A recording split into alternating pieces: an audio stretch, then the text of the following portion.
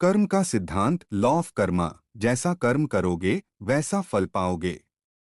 भगवद गीता में लिखा है, हर व्यक्ति का जन्म उसके पूर्व जन्मों के कर्मों के अनुसार होता है।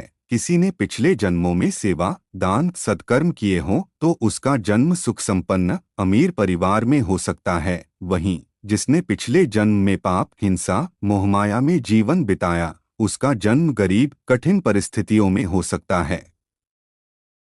पुनर्जन्म का सिद्धांत आत्मा अजरमर है। शरीर बदलता है, आत्मा नहीं। आत्मा अपने कर्मों का फल भोगने के लिए बार बार जन्म लेती है। जन्म किस घर में होगा, किस देश, कौन से माता पिता, ये सब पूर्व जन्मों की कर्मखाता तय होता है। उदाहरण, एक व्यक्ति ने बहुत दान दिया, गरीबों की मदद की, वह अगले जन्म में ऐसी परिस्थितियों में जन्म ले सकता है जहां उसे संसाधन, शिक्षा और समृद्धि मिले। दूसरा व्यक्ति अगर लोभी, अन्यायकारी या दूसरों का अहित करता रहा तो वह निम्न परिस्थितियों में जन्म लेकर अपने कर्मों का फल भोग सकता है।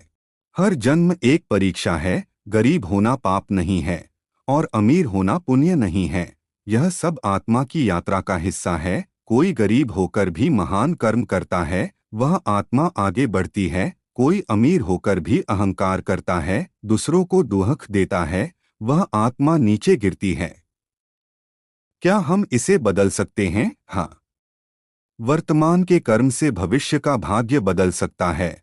अगर आप आज सत्कर्म, सेवा, ध्यान, भक्ति, संयम का जीवन अपनाते हैं तो अगला जन्म और भी श्रेष्ठ हो सकता है। और यदि आप भक्ति में स्थित होकर जीवन जीते हैं तो मोक्ष भी संभव है, जहां जन्म मरण से छुटकारा मिल जाता है।